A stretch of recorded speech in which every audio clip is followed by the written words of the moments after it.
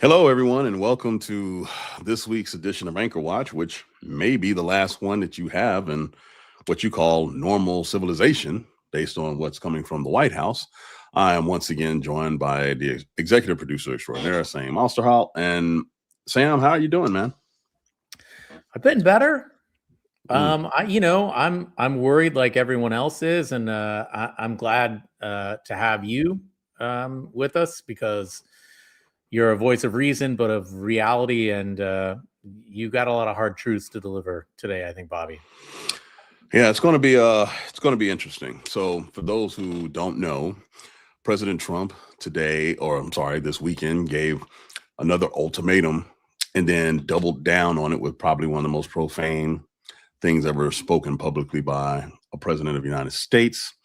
And if that wasn't enough, doubled down more, saying that, hey, this whole thing right here, just the fact that he is talking about all the various things that he did not accomplish and saying they've done. Total regime change, lie. You know, less radicalized minds, lie. You know, all of these things. And he's saying by 8 p.m. Eastern Standard Time tonight, if the Strait of Hormuz is not opened, he is going to bomb, bomb Iran back into the Stone Age. There are so many things that I think are wrong with this. I think you know, it shows that this man has no ability to negotiate anything. He has no ability to deal with the mess that he has created. And he continuously thinks like a schoolyard bully, if I bang my chest harder, the situation is going to change. We're going to get into some of the things that have me concerned. But Sam, what are your first thoughts on this? Well, so look, in the beginning, I thought this is a bluff, right? He does this all the time. He does the thing where he says, "I'm going to do this. I'm going to bomb you into the Stone Age. I'm going to kill your people. I'm going to do the thing."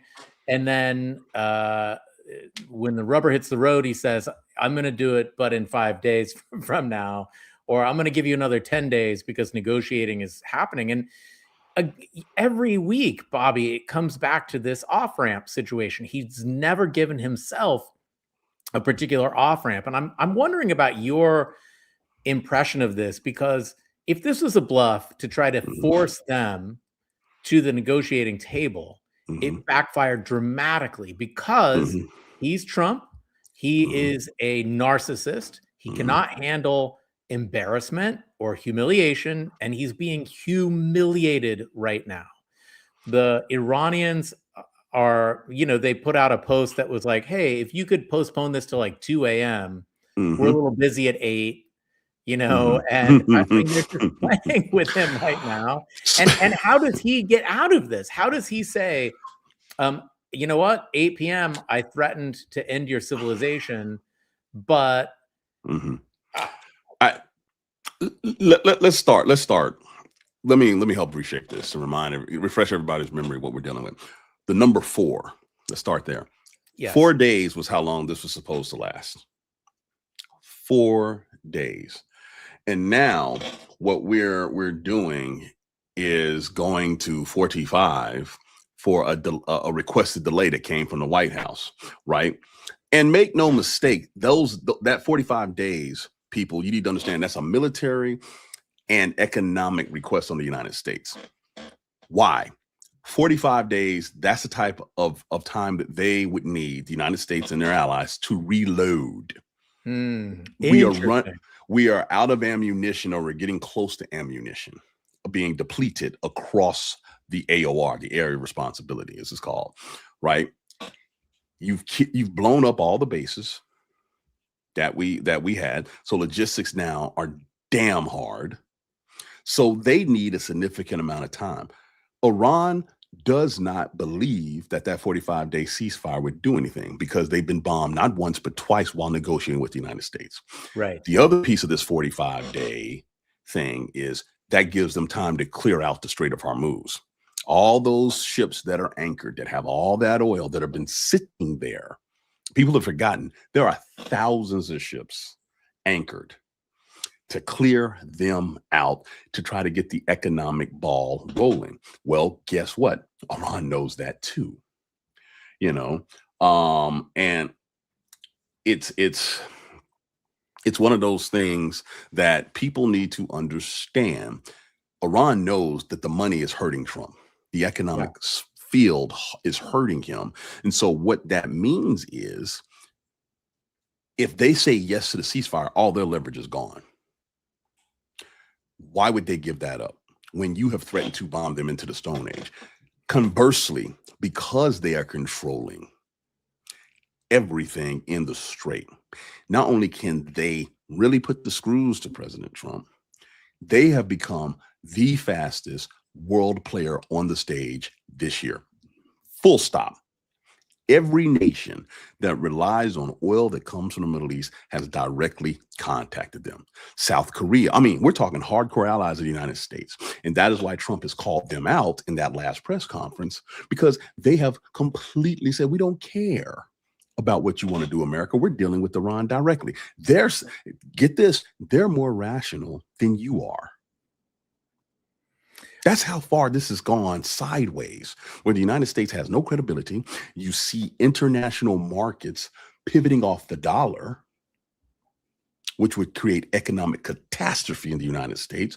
This is why Trump is banging the hammer, because he is at Armageddon economically, and the Iranians don't care. And they're here for it. But that's what you get when you bomb people, when you're negotiating. And that is sure as the hell what you get when you kill the leadership targeted. And now you're targeting civilians and wanting to commit war crimes. That's where we are, Sam. 4 to 45. That's it. So there's a lot there to unpack, Bobby, that I'm so curious about. Speaking of logistics, our supply lines are stretched pretty thin, I assume. And you mentioned the other bases that had been bombed. There were some 13 bases that have been uninhabitable, and our military is living out of hotels. Mm-hmm. It didn't occur to me because I'm an idiot, but it didn't occur to me that would also affect our ability to resupply. Those are our supply lines. I've said this many times before, and I'll say it again. Amateurs think tactics, professionals think logistics. That's a phrase we have in the United States military since World War II. I'll give you another example. America has been a superpower, right? America, Soviet Union were the two major superpowers the world's ever seen. What makes America a superpower, what made the Soviet Union a superpower, and it's no longer that as Russia, and what China's emerging as, superpowers are able to put military operations anywhere on the globe, meaning you have a logistical network globally where we can touch you anywhere, right? Yes. Iran has single-handedly, in these 7 weeks, put into question if the United States is still a superpower because we lack that logistical ability. The reason that China is buying ports all over the world is because they're trying to establish that network to become a superpower. What the Soviet Union had in the Cold War, with all the countries they supported, they too were a superpower.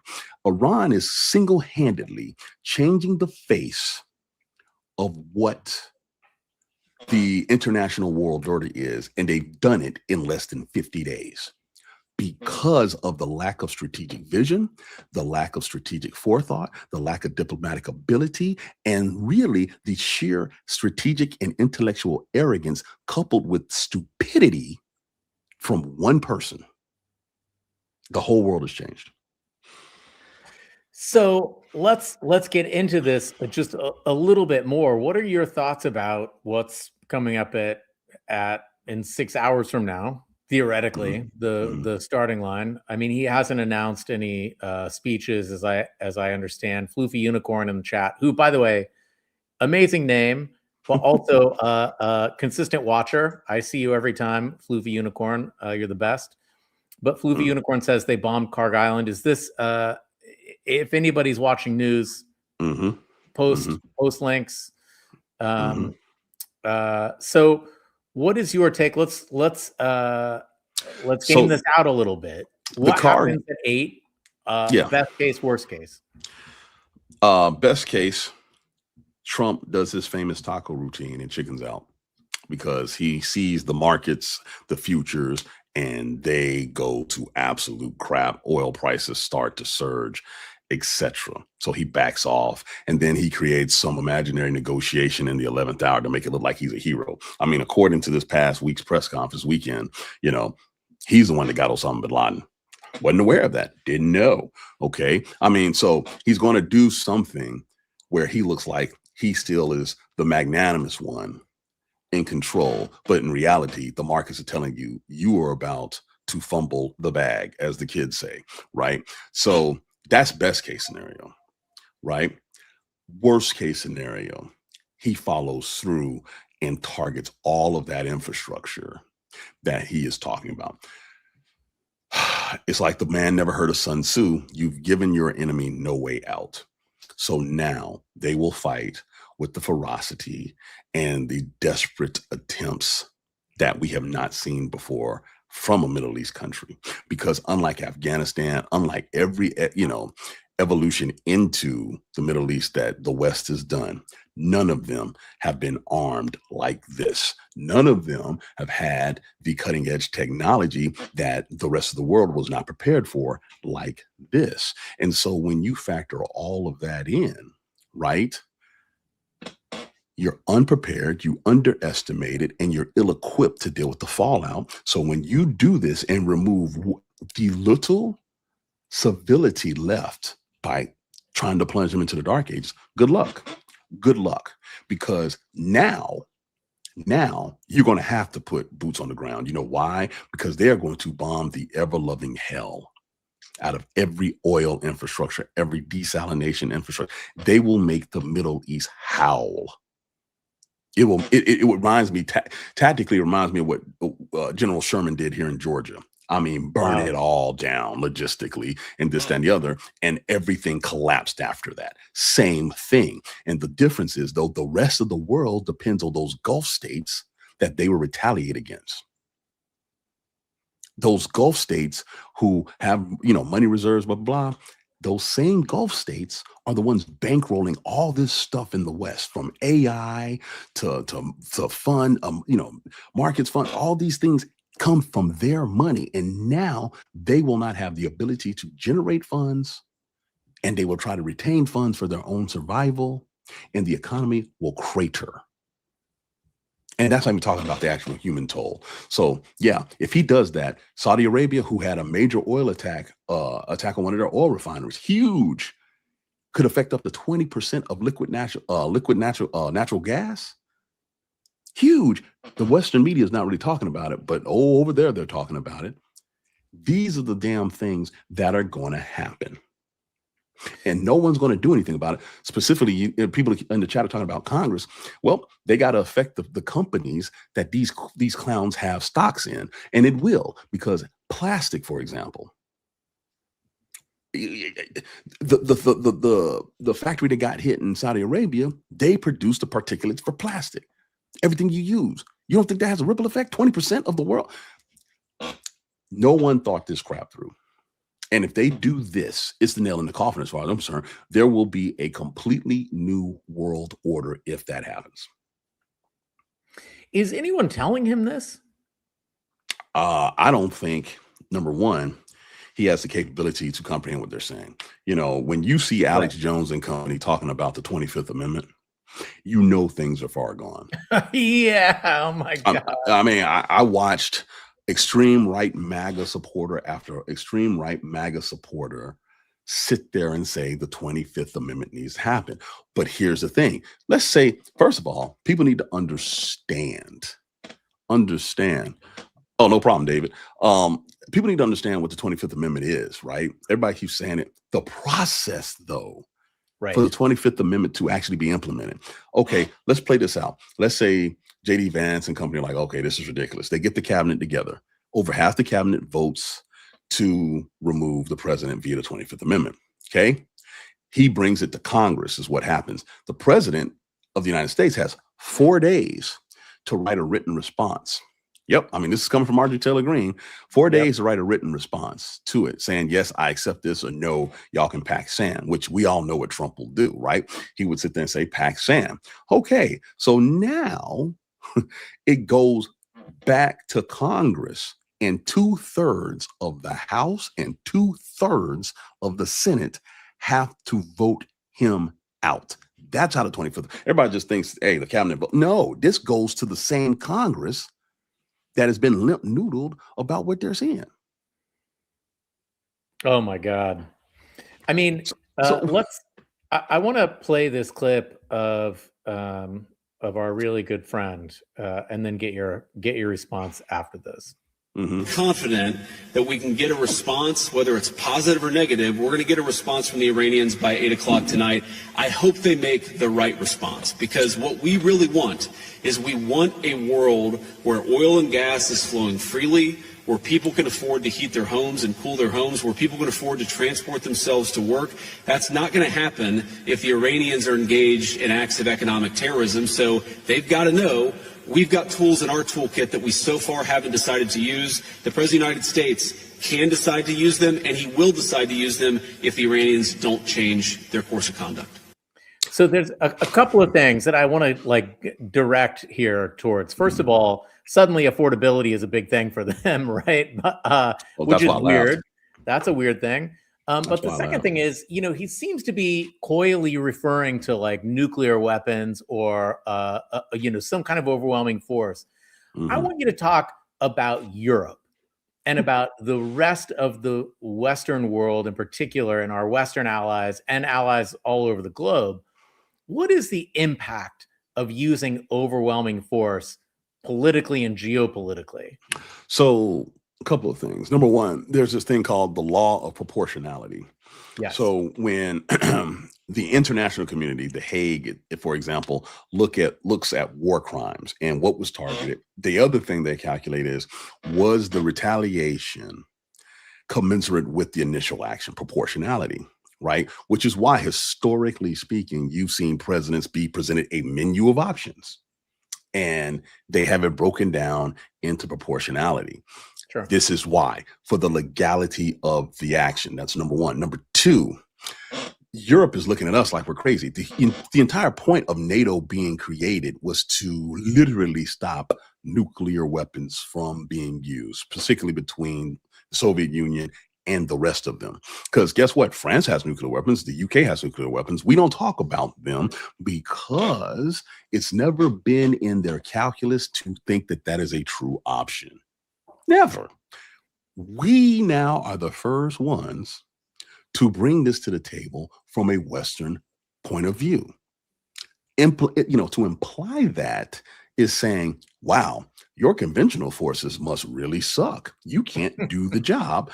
And so now people are talking about tactical nukes. Okay, first of all, there's no such thing as tactical nukes. Yeah, I was going to say, what does that even mean exactly? Tactical nukes are basically nukes that have what they call a small radius of impact and fallout. And literally in the 60s, we had nukes that you could shoulder launch, right? And then it would go into, say, downtown Atlanta and take out all of downtown, basically, off your shoulder. It's insanity. The fallout, everything is just smaller, but it still wipes off. Oh yeah, you should Google that. It's crazy. Oh my God. And the fact that we're even bringing this up because yo ass did not plan, did not think, did not wonder what would happen if we did this. That's a you problem. And that's what the world is saying. So he's mad in that last press conference about how NATO has abandoned him. NATO didn't ask for this. You didn't go to NATO. You didn't go to South Korea. You didn't go to Australia. These are countries he called out by name, right? And now he wants everybody to absorb the fallout from it. It's insanity. And then let's talk about JD for a quick second. Mr. I'm the toughest dude in the room. That clip you just showed sinks him running for president. He will run and will lose, because if I am the other side, if I'm in the primary or the Democrats and he's a nominee, that's all I show, because the fallout of this is going to be so catastrophic. If they go through doing what he said to do, he will never be politically viable again. He better enjoy the executive mansion and riding around in Air Force Two, because he's done. He's done. And if you notice, he's been absent from a lot of this throughout the 7 weeks. He tried to leave the country. He wants to be as far away from the decision makers as possible to have some type of plausible deniability. But apparently, the administration told him, you will get up and you will make this speech. And he did. And he's going to live to regret it. This, man, Stevie Wonder could see what's coming, man. This is not hard.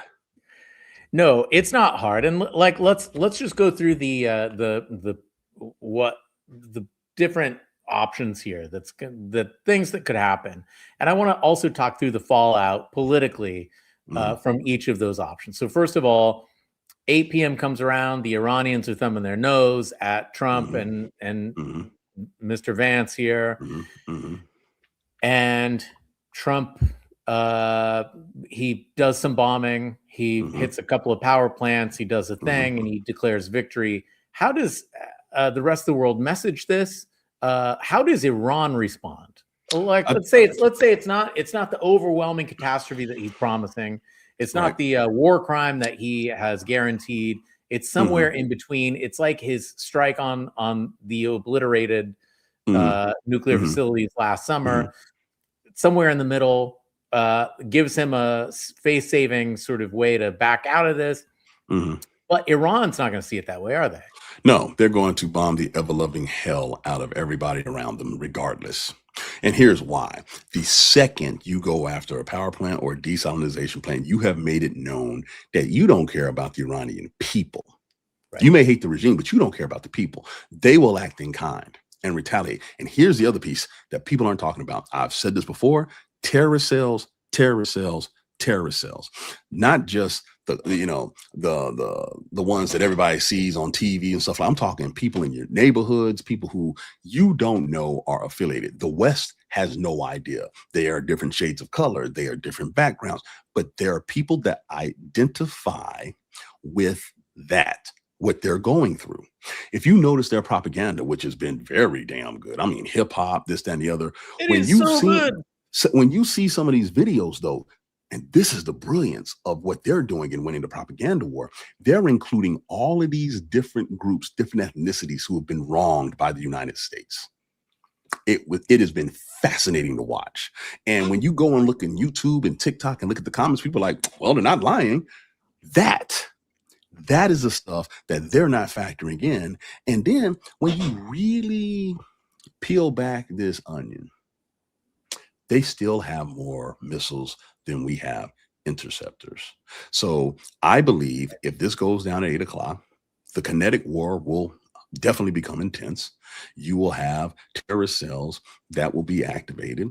And here's the thing, while that's going on, the rest of the world is going to continue to try to negotiate with Iran, offer to help rebuild their infrastructure because they need the oil. Trump has been treating this like some old school 1800s, 1900s colonization, where he just believes the natives are dumb because they're not white. I'm going to be very blunt and clear about this. Right. He thinks that the vernacular and the words that he uses implies it overwhelmingly, even though, again, Persian society is literally 10 times older than the United States. He's doing this and he's thinking that the big bad weapons of the United States will freak them out. And they're like, we were here before you, we will be here after you. And the only difference is we are now controlling the Strait of Hormuz, which is on our end. And here's the key thing. The Houthis, who they've been sponsoring for years, are going to shut down the Red Sea. And all oil from the Middle East will stop. And it will bring the world to its knees. And the world will break off from the United States and negotiate directly with Iran. And then the economic fallout of that will happen because people will pivot off the dollar. They'll stop buying U.S. treasuries. And now the quality of life that we enjoy in the United States, which is overwhelmingly cheaper than it should cost us because we're the currency of the world, goes away and everything becomes super expensive. And we not only go into a recession, but possibly a depression. That is the worst case scenario. And no one wants to talk about it. But damn it, some of us have studied it. Some of us have lived it. And we're just like, what are we doing? What are we doing? I mean, I'm just telling you. Bananas, Bobby. It is so crazy because this is a self own. This is It a is. self-inflicted wound. And It is. you mentioned earlier in this show that, and by the way, if you're just tuning in, this is Anchor Watch with Bobby Jones. I'm a humble sidekick here, just To asking. answer, wait, to answer Not Ozzy's afraid to question. ask the dumb questions that you're all wanting to ask. To answer the question that Ozzy put on, he just asked, he goes, other than that, how's it play, Bobby? It's pretty shitty, Ozzy. It's been pretty shitty. This is, I mean, because let me put it this way to you, Sam. This action 7 weeks ago has dipped into so many aspects of society around the world. It shows truly how connected we are globally, and it shows how a rogue actor can mess it all up for everyone. For everyone. Yes, and I suspect the past 18 months have been a real gut check for the whole world and for our global alliances, for the world order as we've known it since 1945, 46. I suspect this was the last straw for many countries, and I think that we're living through a transition period at the moment, and we'll go on. We'll have our country, but nothing will ever be the same. No, we will never have the credibility to dictate to the world ever again. As a matter of fact, many of our allies have gone on record and then off record saying that we need to establish a new world order on which we are not reliant on the security provided by the United States. The word that they have used repeatedly is unpredictable. Yes. Unpredictable. Because here's the thing, people need to remember, we won the Cold War. There were 9 presidents, I want to say, that were in charge during the Cold War, whether it was Democrat or Republican, but there was a strategic overview of how to approach this. And it came and it kept going, it kept going, it kept going, and it worked. By the time the Berlin Wall fell down and all this, Reagan and then Bush were there to be there for the fall of it. But this was a cumulative effort going all the way back to Harry S. Truman, right? And then the fallout of that was still maintained, even though we did stupid wars and stuff that we had to go fight, get it. But there was still this philosophy on how to deal specifically with Russia, China, etc. So yeah, it's been interesting. It's been interesting to say the least.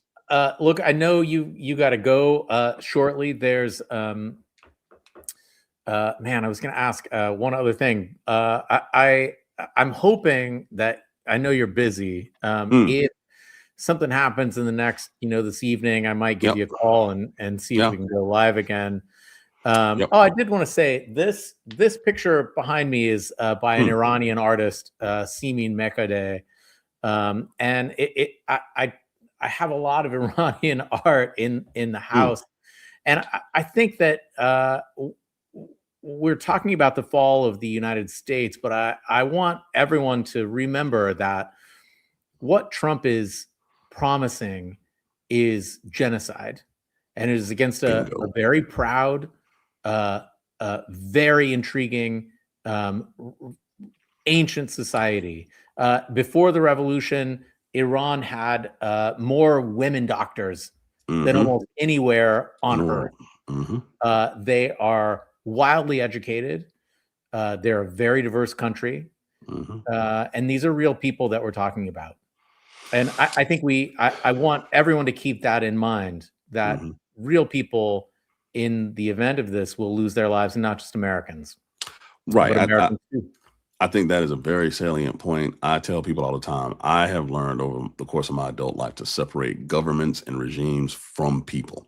Yes. They're two totally different things. What is supposed to be the case in the United States is the government represents the people. That's supposed to be. But as we can see right now, you have a war where 7 out of 10 people are like, no, we don't want to do this. But the government is doing whatever the hell they want to do.